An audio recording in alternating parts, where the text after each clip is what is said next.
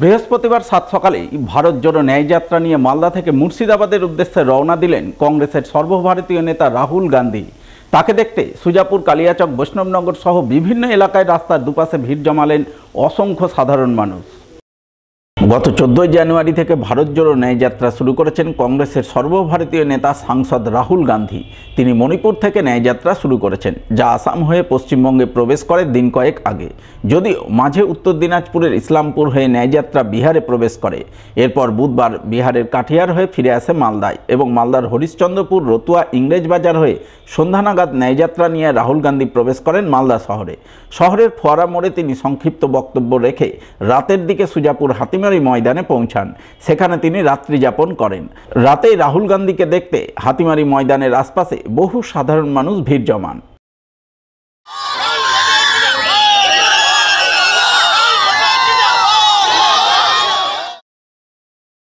বুধবার রাত্রি যাপনের পর বৃহস্পতিবার সাত সকালে ফের ন্যায়যাত্রায় বেরিয়ে পড়েন কংগ্রেসের সর্বভারতীয় নেতা সাংসদ রাহুল গান্ধী। তিনি সুজাপুর হাতিমারি ময়দান থেকে মুর্শিদাবাদের উদ্দেশ্যে রওনা দেন। যাত্রাপথে তিনি কালিয়াচক, বৈষ্ণবনগর এলাকা হয়ে যান। তাই রাহুল গান্ধীকে খুব কাছ থেকে দেখতে এদিন সকাল থেকে সুজাপুর, কালিয়াচক, বৈষ্ণবনগর সহ বিভিন্ন এলাকায় রাস্তার দুপাশে অসংখ্য সাধারণ মানুষ ভিড় জমান। তাদের উদ্দেশ্যে হাত নাড়তে নাড়তে রাহুল গান্ধী মুর্শিদাবাদের উদ্দেশ্যে যাত্রা করেন বলে জানা গেছে।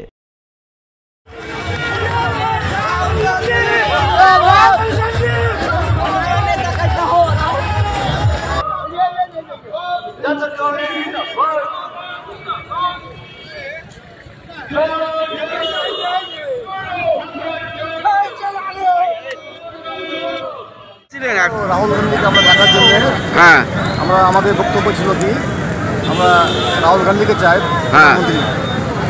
আচ্ছা, এই মোদি আমাদের দেশকে শেষ করে দিল। আচ্ছা, আমাদের দেশকে যা অবস্থা করলো মানে কী বলবো আর। তো এই জন্যই আমরা প্রধানমন্ত্রী আমরা রাহুল গান্ধীকে চাই। মর্মান্তিক ঘটনা। মালদা শহরের উত্তর বালুচর এলাকার নিখোঁজ নাবালিকা স্কুল ছাত্রীর মৃতদেহ উদ্ধার হলো গলাকাটা অবস্থায়। ঘটনাকে ঘিরে ব্যাপক চাঞ্চল্য, আতঙ্ক ছড়ালো মালদা শহরে। ঘটনার প্রতিবাদে পথ অবরোধ করে তুমুল বিক্ষোভ দেখালেন উত্তেজিত জনতা। সোচ্চার হলেন ঘটনায় ধৃত অভিযুক্তের ফাঁসির দাবিতে। জানা গেছে, গত সোমবার সন্ধ্যা নাগাদ মালদা শহরের বালুচর এলাকার এক ব্যবসায়ীর বাড়ির সামনে থেকে তার নাবালিকা মেয়ে পঞ্চম শ্রেণীর স্কুল ছাত্রী রহস্যজনকভাবে নিখোঁজ হয়ে যায়। মুখ্যমন্ত্রীর মালদা সফরের প্রাক্কালে এই ঘটনাকে ঘিরে গোটা শহরে রীতিমতো চাঞ্চল্য তৈরি হয়। ঘটনায় পরিবারবর্গ খুনের অনুমান করেন। সেই মতো ইংরেজবাজার থানার পুলিশ সিসিটিভি খতিয়ে দেখে ঘটনার তদন্ত শুরু করে। পুলিশ প্রথমে এলাকার এক সন্দেহভাজন যুবককে আটক করে।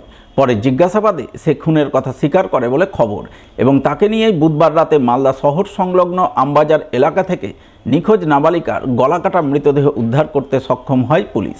এই ঘটনাকে ঘিরে সাধারণ জনমানুষে ব্যাপক আতঙ্ক তৈরি হয়। ঘটনায় ক্ষুব্ধ এলাকাবাসী রাতে ইংরেজবাজার থানা ঘেরাও করে বিক্ষোভ দেখায়। পাশাপাশি অভিযুক্ত যুবকের বাড়িতে ভাঙচুর চালায় এবং বৃহস্পতিবার সকালে অভিযুক্তের বাড়ির জিনিসপত্র বের করে সেখানেই আগুন ধরিয়ে দেয় বলে খবর।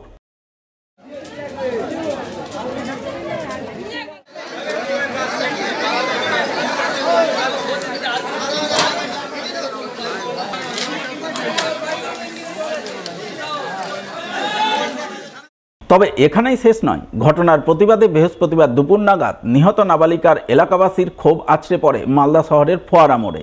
তারা রাস্তায় আগুন জ্বালিয়ে তুমুল বিক্ষোভ দেখান। পুলিশি নিষ্ক্রিয়তার অভিযোগ তুলে সোচ্চার হন। সেই সঙ্গে ঘটনায় ধৃত অভিযুক্তের ফাঁসির দাবি জানান তারা।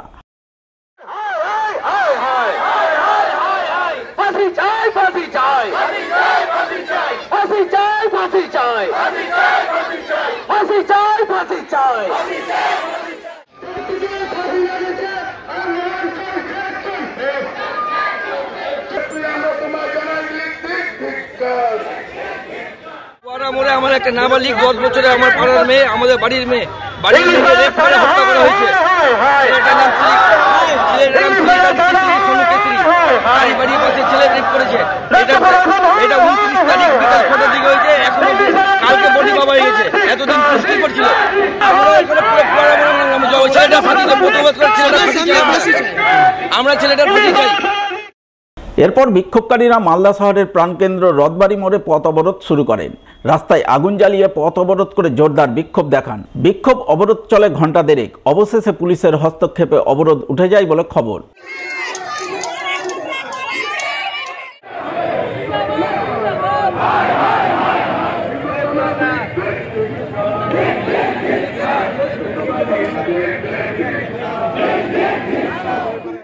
এদিকে এই ঘটনার প্রতিবাদে বিজেপির পক্ষ থেকে এদিন ইংরেজবাজার থানা ঘেরাও করা হয়। বিজেপি নেতাকর্মীরা থানার সামনে তুমুল বিক্ষোভ দেখান এবং গোটা ঘটনায় পুলিশি নিষ্ক্রিয়তার অভিযোগ তুলে রাজ্য সরকারের বিরুদ্ধে সুর চড়ান। গত 29 তারিখ আমাদের ইংলিশবাজার শহরের প্রমিনেন্ট জায়গা থেকে 10 বছরের নাবালিকা মেয়ে অপহরণ হয়।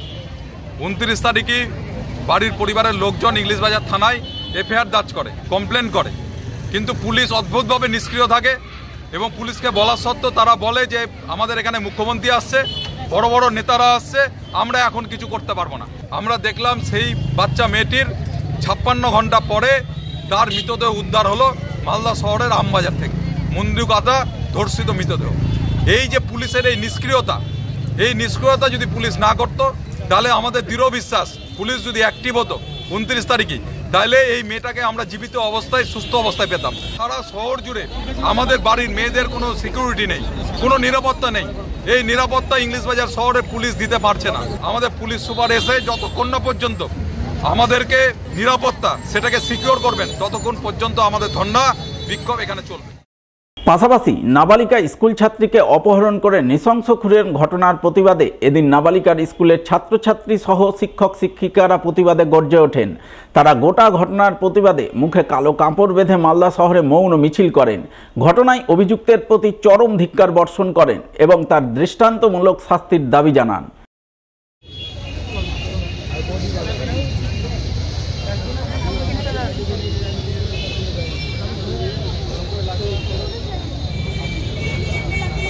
অত্যন্ত বেদনার সাথে আমরা আজকে যে নারকীয় পাশবিক অত্যাচার আমাদের ছোট্ট মেয়ে প্রতি হলো তার আমরা তীব্র প্রতিবাদ জানাচ্ছি এবং আমরা বিচার চাই, তার ফাঁসি হোক। প্রত্যেকের পরিবারেই ছোট ছোট মেয়েরা আছে, বাচ্চারা আছে। মালদার মানুষের আজ মন ভারাক্রান্ত এবং সকলেই দাবি করছেন এবং আমরাও দাবি করছি এই দোষীর কঠোর শাস্তি হোক, অন্তত ফাঁসি হোক। এই জন্যই আমরা আজকে মৌন মিছিলের মধ্য দিয়ে আমরা এই প্রতিবাদটা জানিয়েছি। আমরা কালকেই জানতে পারলাম যে এরকম একটা মর্মান্তিক ঘটনা ঘটেছে। জানার পর যেটা একটা আমাদের ফ্র্যাকশন অফ আ সেকেন্ডে যেটা আমাদের মনে হয়েছে যে এর একটা সত্যিকারের প্রতিবাদ করা দরকার।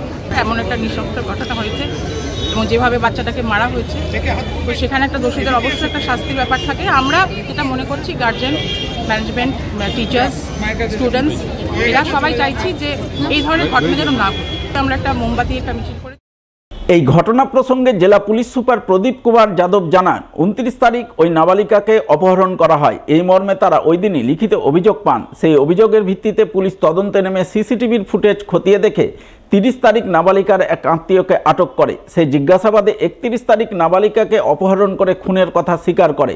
প্রাথমিকভাবে জানা গেছে নাবালিকার বাবার সঙ্গে অভিযুক্তের পুরনো বিবাদ ছিল, সেই কারণে এই খুন বলে মনে হচ্ছে। তবে সঠিক কী কারণে খুনের আগে নাবালিকাকে ধর্ষণ করা হয়েছে কিনা, এই ঘটনায় আরও কেউ জড়িত আছে কিনা ইত্যাদি নানান বিষয় খতিয়ে দেখতে পুলিশ তদন্ত করছে। 29-এ একটা কমপ্লেন্ট এসেছিল রাত্রিবেলা কি একটা 11 ইয়ার্স মাইনরকে কেউ কিডন্যাপ করে নিয়েছে। পুলিশ এটা আননোন পারসনস এগেনস্ট কমপ্লেন্ট হয়েছিল। তারপরে পুলিশ যে লোকাল সিসিটিভি ক্যামেরা আছে ওটা চেক করেছে। তো তারপরে একটা ক্যামেরাতে একটা লোক পাওয়া গিয়েছিল যে যার মোটরসাইকেলে যে মিসিং মেয়ে আছে ওকে নিয়ে যাচ্ছিল। আমরা ক্যামেরা যে ফুটেজ আছে ওটা লোকাল লোক সবকে আইডেন্টিফিকেশন জন্য আমরা দিয়েছিলাম। তারপরে লোকালস হেল্প নিয়ে আমরা ও লোককে কোয়েশ্চেনিং জন্য নিয়ে এসেছিলাম থানাতে। ও যে ভিকটিম আছে ওর আঙ্কেল হয়। তারপরে আমরা ফার্দার ওকে কোয়েশ্চেনিং করেছি। ওর একটা ভার্জন দিয়েছে কি আমি ওকে मतलब যখন আমরা ওকে সিসিটিভি ক্যামেরা দেখালাম তারপরে ও এগ্রি করেছে কি হ্যাঁ আমার কাছে ছিল। কন্ট্রাডিকশনস আমরা যে পয়েন্ট আউট করলাম ওকে কি এটা ম্যাচ হচ্ছে না তারপরে 31 তারিখ রাত্রিবেলা ও কনফেস করেছে কি হ্যাঁ এরকম ঘটনা হয়েছিল, আমি ওকে मतलब এরকম কিডন্যাপ করে নিয়ে এসেছিলাম। উইদিন 1 hour मतलब ये इंसिडेंट ही किल्ड हर और তারপরে বডি मतलब আইডেন্টিফাই না হয় এর জন্য ওকে এরকম ডিসপোজ অফ করেছে কি রিকভারি না হতে পারে, যদি রিকভারি হয়ে যায় তো আইডেন্টিফিকেশন না হতে পারে। এর জন্য আমরা তারপরে ওকে অ্যারেস্ট করে তারপরে বডি রিকভারি করার জন্য ওকে নিয়ে গিয়েছি। ওখানে ও পয়েন্ট আউট করেছে, তারপরে আমরা ওখান থেকে বডি রিকভারি করে পিএম জন্য হসপিটালে পাঠিয়েছি। এদিকে এই ঘটনায় ধৃত যুবক শ্রীকান্ত কেশরীকে এদিন মালদা জেলা আদালতে পেশ করা হয়।